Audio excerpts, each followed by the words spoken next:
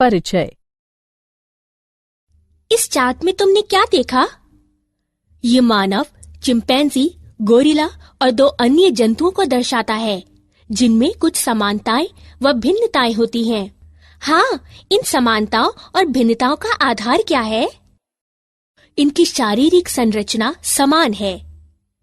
बिल्कुल नहीं, लेकिन समानताओं और भिन्नताओं का आधार सामान्य जीव रूपों से इन जंतुओं का विकास है। ठीक है, क्या तुम ये कहना चाहती हो कि इस चार्ट से पता चलता है कि मनुष्य में पूर्वज चिंपैंजी थे, चिंपैंजी के पूर्वज गोरिल्ला थे और इसी तरह?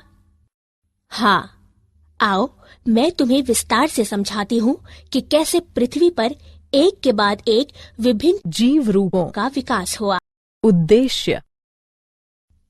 इस पाठ के अंत में आप निम्न करने में सक्षम हो जाएंगे: विकास के डार्विन सिद्धांत को समझना, प्राकृतिक वर्ण की अवधारणा को समझना, सॉल्टेशन की अवधारणा समझना, हार्डी वेनवर्क सिद्धांत को समझना, होमो सेपियंस के विभिन्न पूर्वजों के बारे में जानना। जैव विकास। जैव विकास को विस्तार से समझने के लिए चार्ल्स डार्विन ने 2 मुख्य अवधारणाएं प्रस्तुत की: शाखन अवरोहण, प्राकृतिक वर्ण। शाखन अवरोहण।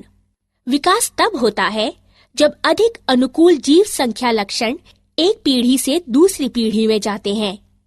ये रूपांतरण के साथ अवरोहण कहलाता है। प्राकृतिक वर्ण। प्रक्रम जिसके द्वारा जीव जीवित रहने के लिए अपने पर्यावरण से बेहतर अनुकूलन करते हैं और अधिकाधिक संतति उत्पन्न करते हैं। रूपांतरण के साथ अवरोहण। प्रत्येक जीव संख्या विष्टि की बनी होती है, जो एक दूसरे से थोड़ा भिन्न होते हैं। विविधताएं जो व्यष्टियों को सफलतापूर्वक जनन करने के लिए पर्याप्त समय तक जीवित रहने की क्षमता प्रदान करती हैं, प्रायः अगली पीढ़ी में पहुंचती हैं। तत्पश्चात ये लक्षण बहुत सामान्य हो जाते हैं और जीव संख्या में विकसित होते हैं। ये रूपांतरण के साथ अवरोहण कहलाता है। रूपांतरण के साथ अवरोहण द्वारा विकास में 2 अलग-अलग तत्व शामिल हैं: रूपांतरण अर्थात किसी वंश में परिवर्तन, शाखन अर्थात समान पूर्वजों वाली विभिन्न प्रजातियां। प्राकृतिक वर्ण।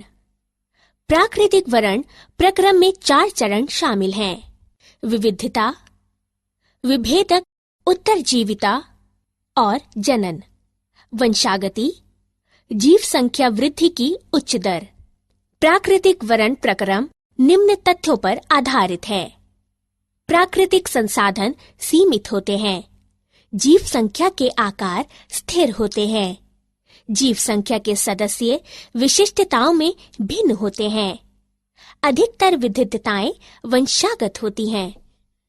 इस प्रकार व्यष्टियों में वंशागत विविधताएं होती हैं, जो संसाधनों के लिए प्रतिस्पर्धा में उन्हें अच्छी तरह से जीवित रहने, जनन करने और दूसरों से अधिक संतति उत्पन्न करने में सक्षम बनाती हैं। इसलिए एक समयावधि के दौरान जीव संख्या की विशिष्टता में परिवर्तन हो जाता है और नए स्वरूप प्रकट होते हैं। प्राकृतिक वर्ण के उदाहरण: प्रतिजैविक प्रतिरोधी H. पाइलोरी में उत्परिवर्तन होता है, जिसके परिणाम स्वरूप एंजाइम उत्पन्न करने की जानकारी नहीं मिलती है। ये एंजाइम सामान्यतः एक प्रतिजैविक को एक विष में बदल देता है, जिसके कारण मृत्यु हो जाती है। लेकिन जब प्रतिजैविकों को उत्परिवर्ती H. पाइलोरी पर प्रयुक्त किया जाता है, तो ये जीवाणु जीवित रह सकते हैं, जबकि सामान्य जीवाणु मर जाते हैं।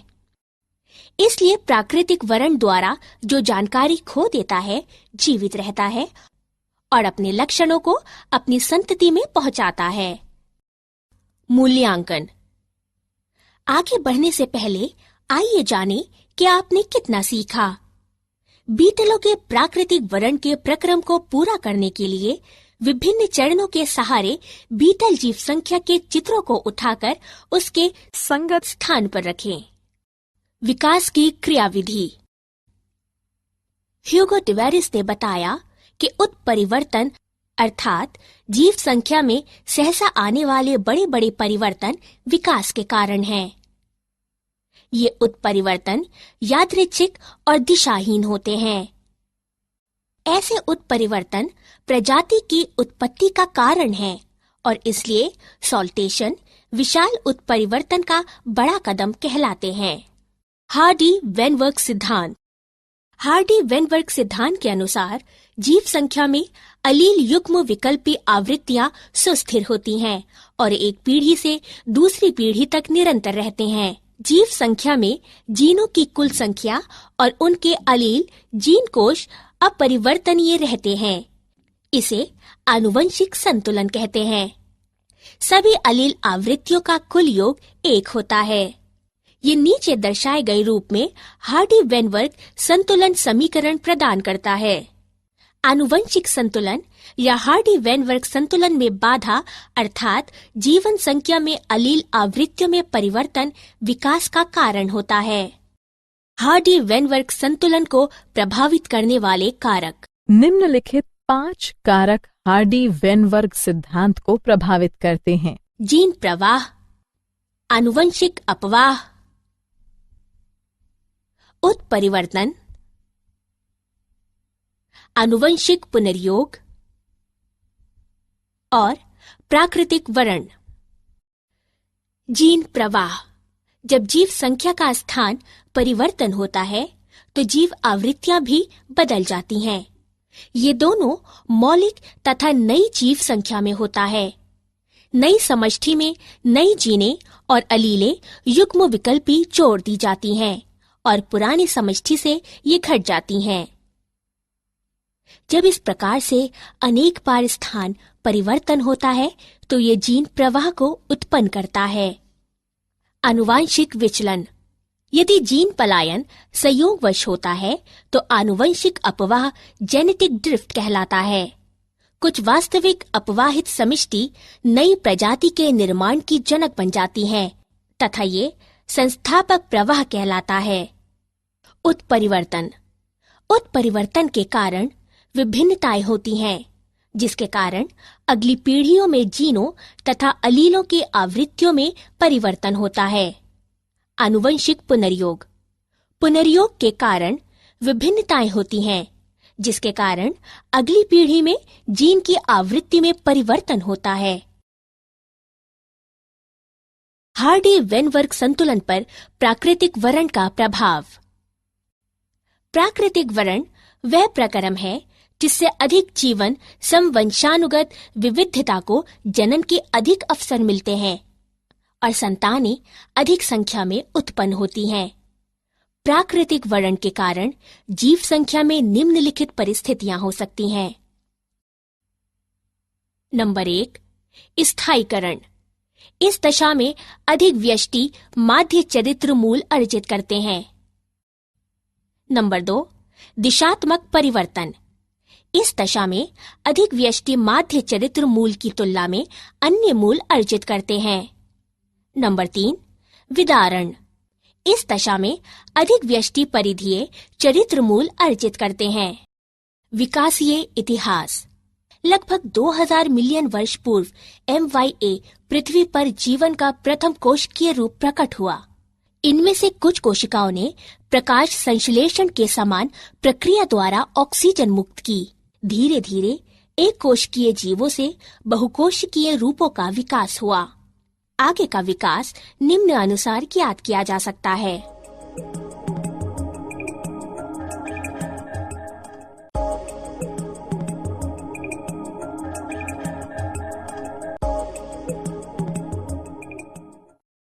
स्तनधारियों का विकास। पहले स्तनधारी प्राणी श्रू जैसी स्तनधारी थे। जब सरीसृपों की कमी हुई तब स्तनधारी प्राणियों ने स्थल पर कब्जा कर लिया। कुछ स्तनधारी प्राणी पूरी तरह से जल में रहते थे, जैसे व्हेल, डॉल्फिन, समुद्री गाय आदि। स्तनधारी जरायुज होते थे और अपने अजन्मे शिशु को मां के शरीर के भीतर सुरक्षित रखते थे। स्तनधारी प्राणी खतरों के प्रति सतर्क रहने एवं बचाव करने में अन्य प्राणियों की तुलना में अधिक बुद्धिमान होते थे। मानव का विकास। पूर्ण भाषा कौशल और आत्मचेतना के साथ मनुष्य निम्नलिखित चरणों में विकसित हुआ है। ड्रायोपिथिक्स, ये वानर गण है। इनका उद्भव लगभग 15 मिलियन वर्ष पूर्व हुआ था। कपि सदृश। रामापिथिक्स, ये वानर गण है। इनका उद्भव लगभग 15 मिलियन वर्ष पूर्व हुआ था। मानव सदृश, सीधे खड़े होकर चलते थे तथा ऊंचाई में लगभग 4 फुट तक थे। ऑस्ट्रालोपिथेसिन, आदि मानव, लगभग 2 मिलियन वर्ष पूर्व अफ्रीका के घास स्थलों में पाए गए थे। पहला मानव सदृश प्राणी होमो हैबिलिस कहलाया गया था। मस्तिष्क यानी दिमागी क्षमता 650 से 800 सीसी के बीच थी। होमो इरेक्टस लगभग 1.5 मिलियन वर्ष पूर्व पाए गए थे। मस्तिष्क बड़ा तथा मस्तिष्क यानी दिमागी क्षमता 900 सीसी थी। ये मांस खाते थे। नियंडरटाल मानव, ये 1400 सीसी के मस्तिष्क वाले प्राणी थे, जो कि 1 लाख से 40,000 वर्ष पूर्व लगभग पूर्वी एवं मध्य एशियाई देशों में रहते थे। होमो सेपियंस, इनका उद्भव लगभग 75,000 से 10,000 वर्ष पूर्व अफ्रीका में हुआ था। ये आधुनिक मानव कहलाए थे। मूल्यांकन। आगे बढ़ने से पहले आइए जानें कि आपने कितना सीखा। निम्नलिखित जीव रूपों का उस अवधि से मिलान करें जिस दौरान उनका विकास हुआ।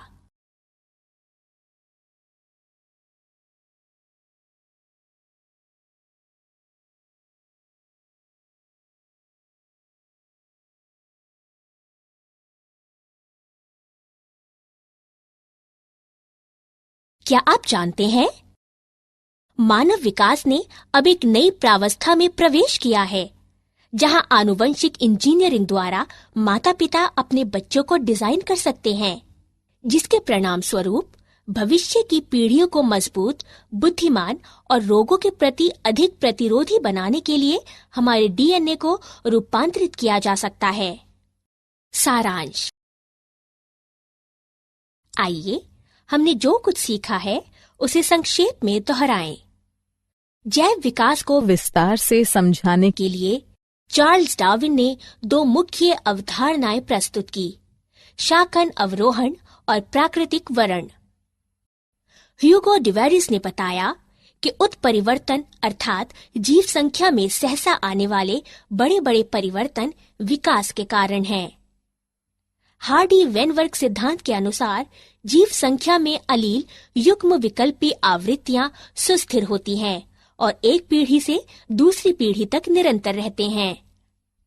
लगभग 2000 मिलियन वर्ष पूर्व MYA पृथ्वी पर जीवन का प्रथम कोशिकीय रूप प्रकट हुआ। पहले स्तनधारी प्राणी श्रू जैसे स्तनधारी थे।